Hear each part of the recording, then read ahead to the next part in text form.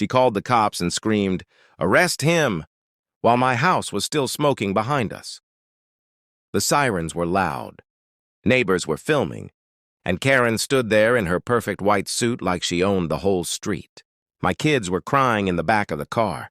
My wife was holding our dog with shaking hands, and the smell of burned wood was still in the air. Karen pointed at me and said, "He set the fire himself for insurance. I warned him to leave this community." I didn't shout. I didn't beg. I just looked at her and said quietly, "You locked my family inside that house?" She laughed and said, "Prove it." The cops looked confused. One of them even whispered, "Ma'am, are you part of the HOA?" She smiled and showed a fake badge. "President, and this man is trespassing on HOA land." That's when my phone vibrated in my pocket. A message from an unknown number. The fire was not an accident. "Cameras are safe. Don't say anything yet." I looked at Karen again. She thought she had won. She didn't know this was the second time in my life someone tried to erase me, and the first time I was wearing a uniform and carrying a gun for this country. Karen didn't even wait for the cops to finish talking. She walked straight into my space, her heels clicking on the broken glass, and said in a low voice so only I could hear, "This is what happens when people like you don't follow rules." I felt my wife's hand squeeze mine. The kids were still crying, asking where their beds were, where their toys were, and I had no answer. The officers finally told us to move to the sidewalk while the fire department finished. Karen stood behind them, giving orders like she was in charge of everything. She even told one firefighter, "Make sure you check his basement. That's where he probably started it." The firefighter looked at her and said, "Ma'am, please step back." She rolled her eyes like she was annoyed at being questioned. An hour later, we were sitting in our car with nothing but a few bags we grabbed in panic. Karen had already put a red notice on the burned gate. "Property seized due to HOA violations." I stared at that paper, my hands shaking. "You can't do this," I said. She smiled. "I just did."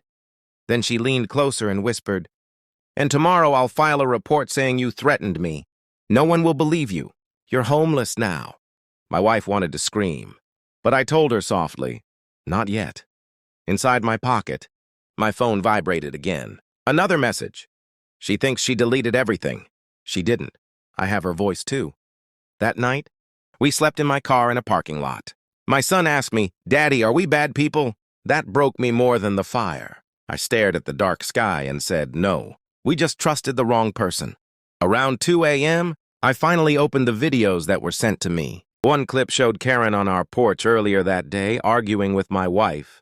You could hear her clearly say, "If you don't leave by tonight, I'll make sure this place disappears."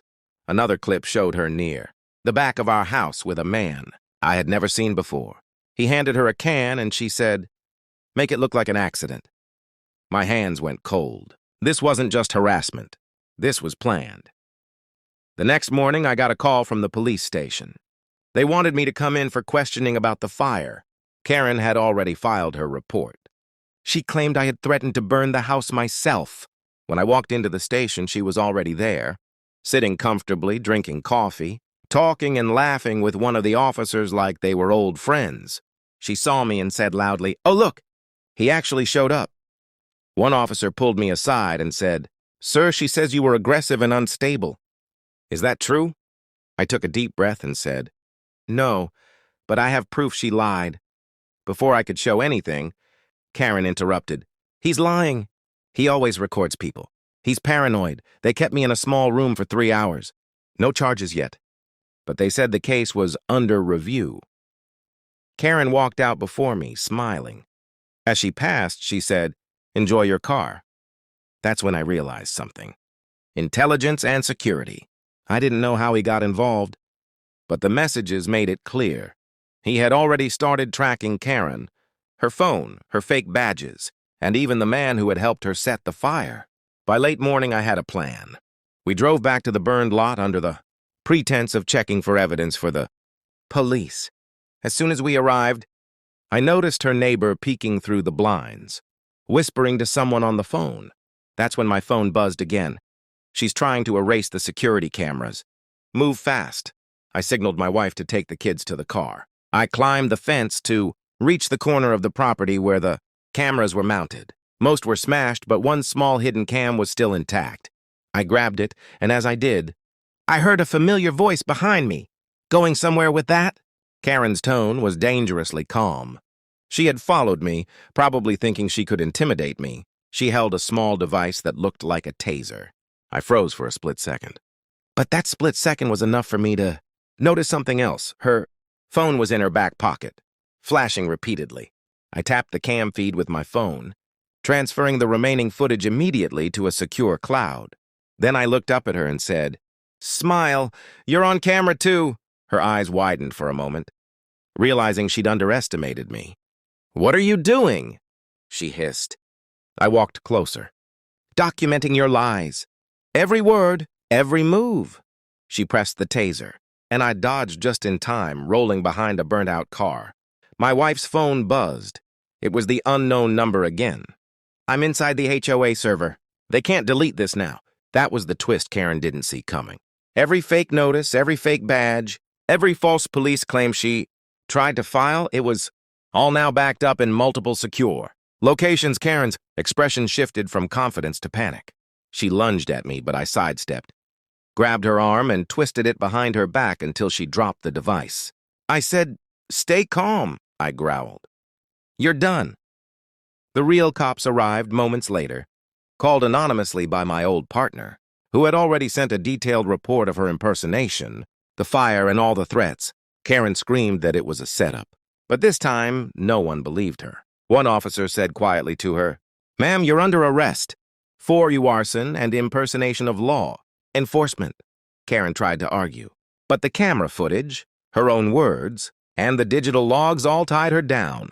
She realized the street, the neighbors, and the police were now seeing her for what she really was: a liar, a criminal, and someone who thought rules didn't apply to her. We stood outside the smoldering house, my kids clinging to me, my wife holding my hand tight.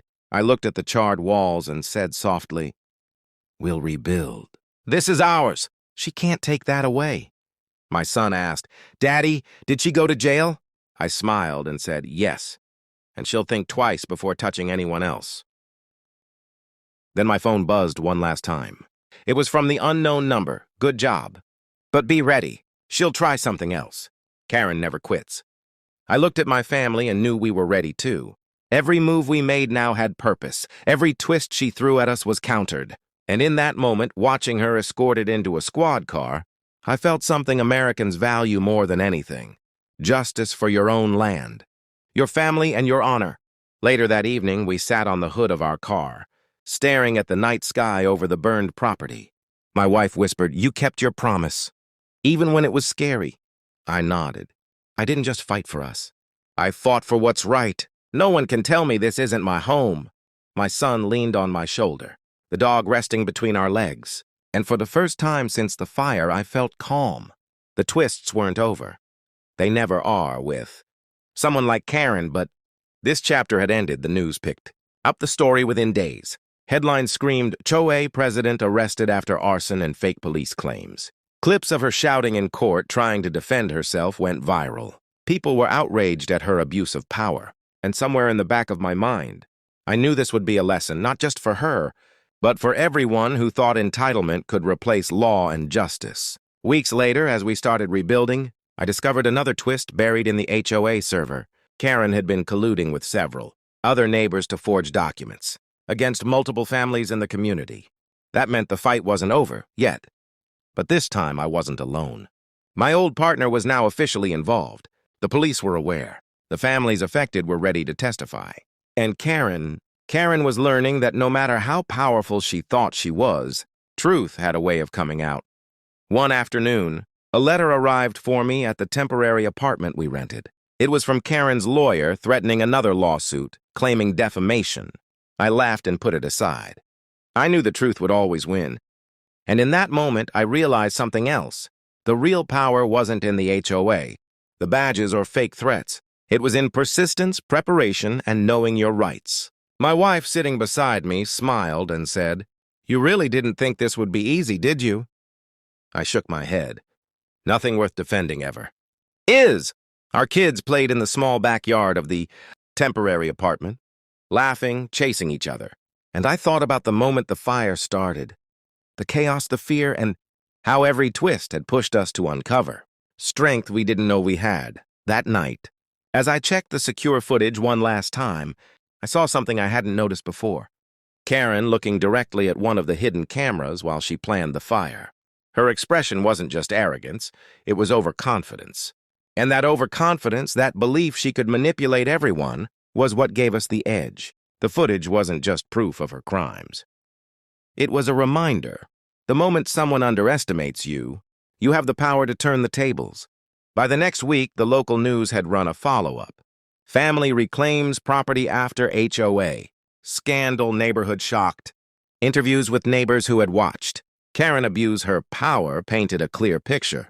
People called her entitled, dangerous, and delusional. And somewhere in the crowd, I felt a small satisfaction. Not revenge, not cruelty, but justice. Real, undeniable justice. One evening, my old partner called.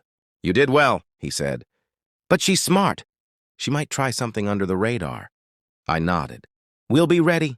And for the first time since the fire, I felt a sense of calm, knowing that Karen had underestimated not just me, but the people who stood with me, the truth itself, and the unstoppable chain of consequences her actions had triggered. As I locked the temporary apartment door that night, I looked at my family and whispered, "No matter what comes next, we stay together. That's the only power she'll never have." My wife nodded. The kids were asleep. And outside, under the faint glow of the streetlights, the burned lot waited. A reminder of destruction, yes, but also of resilience. A reminder that even when someone like Karen tries to burn your world down, the truth and justice can rise from the ashes. Weeks turned into months. The house was being rebuilt. Neighbors who had witnessed Karen's lies started questioning HOA practices, asking for transparency, and in some cases, resignations. The community, shaken by the fire and the scandal, began to rally behind those she had tried to crush. And in the middle of all this, my family felt something they hadn't in weeks: hope. Not just for our home, but for the principle that no one can bully or manipulate justice forever. One morning, as I walked the perimeter of the new property, I noticed the charred remnants of the fence where the fire had started. I touched it gently. It felt cold, lifeless, but also permanent. A scar that would remind us of what we had endured, what we had survived. And in that scar, I saw a lesson for the future. Power without integrity is temporary, but courage, preparation, and truth last. Later, when Karen appeared in court for sentencing, she tried to plead ignorance. Her defense attorney flailed, claiming miscommunication and misunderstood authority. But the judge, after reviewing every video, every digital record, and witness statement, had no mercy. She was sentenced for arson, impersonation, and filing false reports. She would never underestimate someone like me again. As we finally moved back into the rebuilt home, my son ran into the living room and yelled, "We're home!" My wife smiled at me, tears in her eyes. I picked up my daughter and hugged them both. "We are," I said. And for the first time since the fire, I felt a weight lift. Not because the battle was over. Karen's arrogance might never end, but because we had survived, proven truth, and reclaimed our lives. The final twist, however, came unexpectedly. While reviewing HOA documents that had been recovered, I found a list of other families targeted by Karen. Some had quietly suffered. Others had been forced to leave. I knew then that this wasn't just my story. It was a movement waiting to happen. With the evidence we had collected, the videos, the witnesses, and the digital proof, there was a chance to protect others, to expose the system that allowed someone like Karen to rise in the first place. Turned to my wife. "We can't stop here. This is bigger than us." She nodded. "We protect our family. Then we protect the community." That night, as the kids slept peacefully, I sat in the living room, looking at the framed photograph of our old house, burned, ruined, but not defeated. And I realized the final lesson. When someone thinks they can destroy you, make you powerless, or erase your life, the real strength comes from standing your ground, gathering the truth, and refusing to be silenced. Karen had thought she could play God. She had thought her fake authority and lies would intimidate, manipulate, and erase, but she hadn't counted on persistence, intelligence, or the courage of a family who refused to back down. In the end, she burned my house, but she couldn't burn our spirit. And as I watched my children play in the yard of our new home, I knew something America has always cherished. No one can take what is rightfully yours when you are willing to fight for it. Step by step, twist by twist, and always with the truth on your side. By the time Karen was escorted out of court, the public had seen everything. Videos of her yelling, lying, and threatening went viral. Headlines called her HOA Nightmare Exposed, and people shared clips of her being handcuffed, shaking, and furious.